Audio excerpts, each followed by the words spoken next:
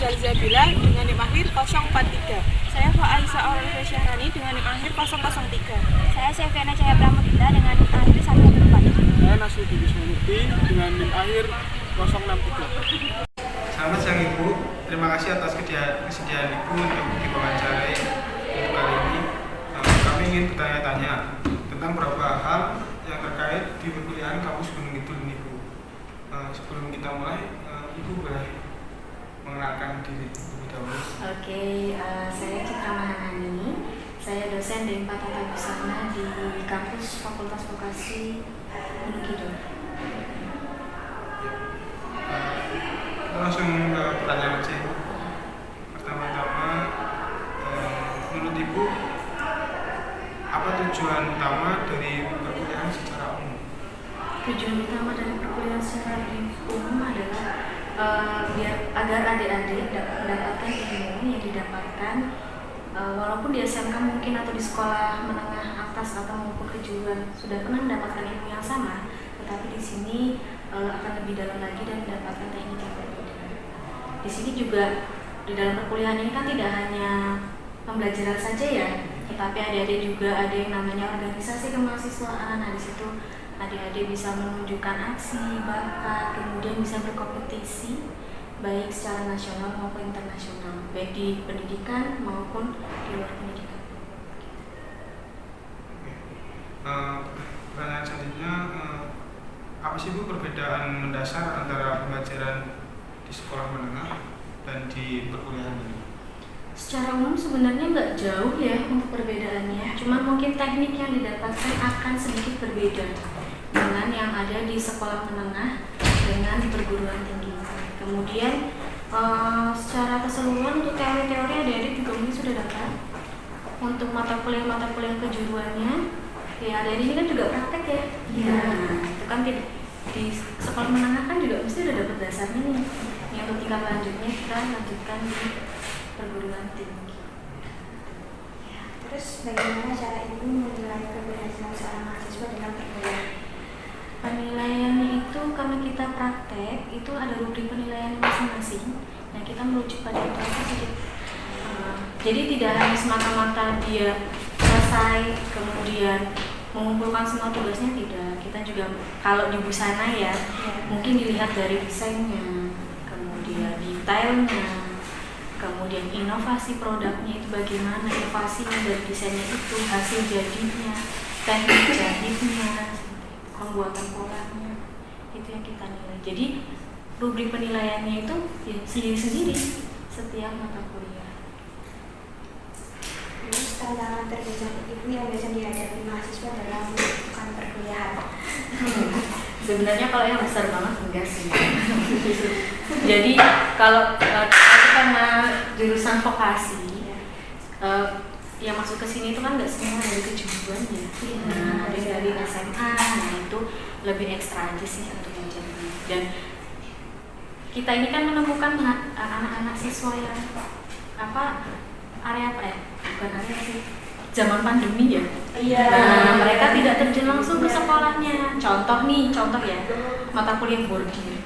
Mereka itu tidak benar-benar memegang mesin bordirnya. Jadi ketika sampai perkuliahan sini mereka nggak tahu cara mengoperasikannya, cara masang benang dan lain-lain, itu harus kita ajarkan dari mereka. Gitu sih. Padahal notabene mereka itu ada dari SMA. Ya cuma tadi sih yang lebih ekstra. Selanjutnya, bagaimana Ibu melihat peran teknologi dalam perkuliahan saat ini? Peran teknologi sangat emang diperlukan dan mendukung sih deh.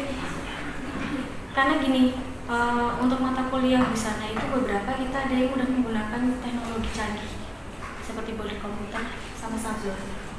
Nah, yang sebelumnya bahkan saya dulu kuliahku itu tuh nggak ada. Nah, sekarang karena emang kita menjunjung tinggi ya untuk teknologi itu bisa digunakan pada perkuliahan, nah itu sekarang diterapkan gitu. Jadi iya, lebih mempermudah banget karena ini kita konteksnya busana ya. Nah, bordir itu kan suatu hal yang sulit ya kalau orang-orang nggak begitu paham, apalagi sablon. Sekarang adanya bordir komputer itu mempermudah. Jadi kita hanya tinggal menunggu apply udah selesai. Jadi benar lebih bisa.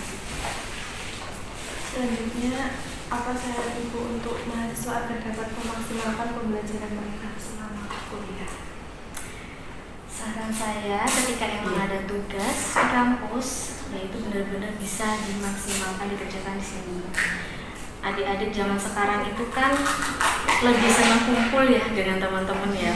Jadi kalau di kampus itu senang kumpulnya aja, tapi kalau dikasih tugas, ibu nanti dikerjakan. Nah itu dikurang-kurangi. Jadi benar-benar dimaksimalkan untuk pengerjaannya di sini. Karena adik-adik di rumah kan belum tentu punya alat yang tersedia di sini ya, dan itu bisa menghambat proses pengerjaan tugas.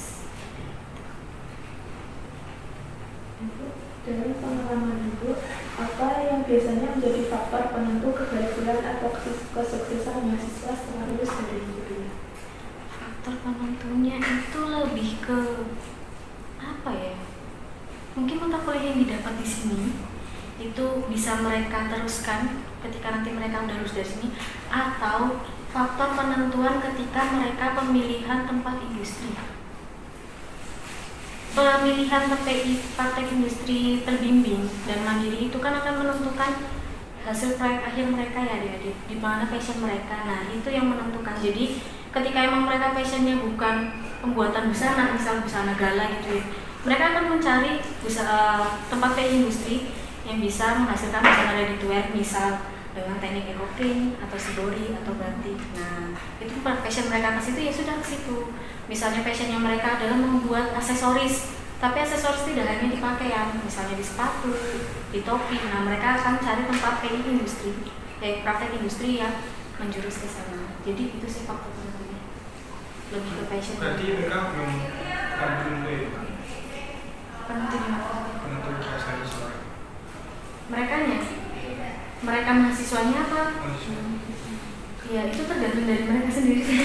Ketika mereka udah merasa passion mereka di situ, orang yang melihat berarti kan itu mereka sebagai tolak ukurnya dari mahasiswa yang lain, seperti itu deh. Ketika mereka udah merasa, ternyata dengan aku misal ya praktek industri di sini, aku luarannya ternyata proyek akhir bisa bikin seperti ini loh.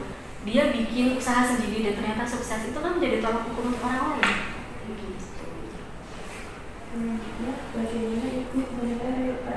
Bagaimana Ibu menilai relevansi kurikulum yang diajarkan dengan kebutuhan dunia kerja saat ini? Menurut saya sudah bagus, karena kita selama tiap semester itu pasti akan mengadakan FGD dengan industri terkait benchmarking kurikulum.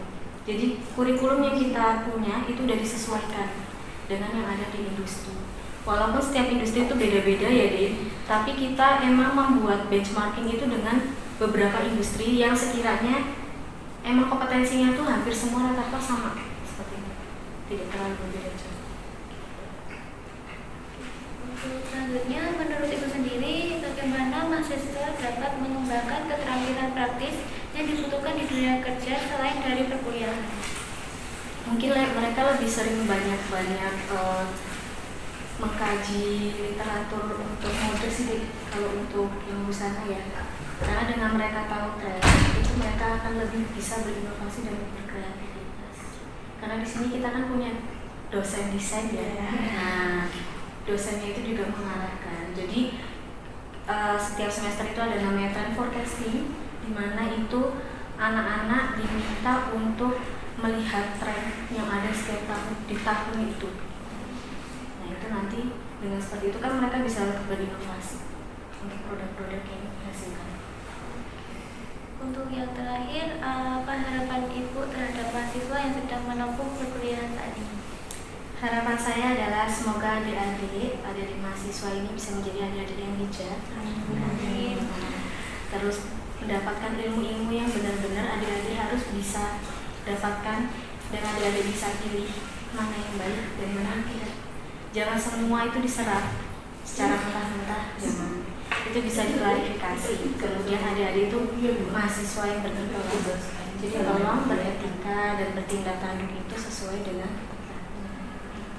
ketika di kampus ya etikanya harus disesuaikan. Jangan sampai yang di luar sana ada dibawa ke sini.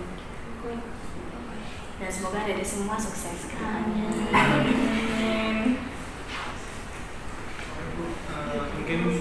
Sekian dari pertanyaan dari Bapak kami. Kalau ada kurangnya, maaf. Ya, saya juga minta maaf kalau terlalu mungkin banyak kurangnya ya dalam wawancara ini. Semoga tugasnya adik-adik bisa selesai dengan baik. Amin. Ya, terima kasih banyak.